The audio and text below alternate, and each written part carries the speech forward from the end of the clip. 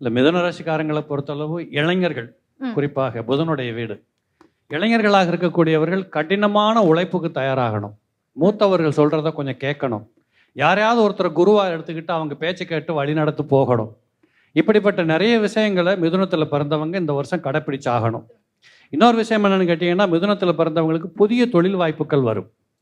யாரோட சேர்ந்து புதுசாக தொழில் பண்ணுறது, ம். இல்லை இப்போ இது வரைக்கும் போகாத துறைகளை போய் தொட்டு பார்க்கறது, அனுபவங்கள் கற்றுக்கொள்வது, இப்படிப்பட்ட நிறைய விருத்திகள் எல்லாம் இந்த வருஷம் உண்டு. அதுலேயும் குறிப்பாக ஜூன் மாதத்துக்கு அப்புறம் பார்த்தீங்கன்னா, குரு பயிற்சிக்கு அப்புறமாக ரொம்ப பிரமாதமாக இருக்கும். ம். ரொம்ப காலமாக தொழில் பண்ண ஆசைப்பட்டேன் சார், வேலைக்கே போயிட்டேன், காலத்தை ஒழிச்சிட்டேன், இப்போ ஏதாவது சொந்தமாக பண்ணலாமா அப்படிங்கிற வாய்ப்புகள் தேடி வரும். ம். ஏன்னா ராசிக்கு 6ஆம் இடத்தை குரு பார்ப்பார். 6ஆம் இடம் என்பது ஒரு தனி மனிதனுடைய உழைப்பு, சொந்த தொழில், வருமானம், எக்ஸ்ட்ரா வருமானம், இதெல்லாம் கண்டிப்பாக நடக்க வாய்ப்பு இருக்கு. ஆனால் அதே மிதுனத்துக்கு 7ஆம் இடத்தை சனி பார்க்குறார்.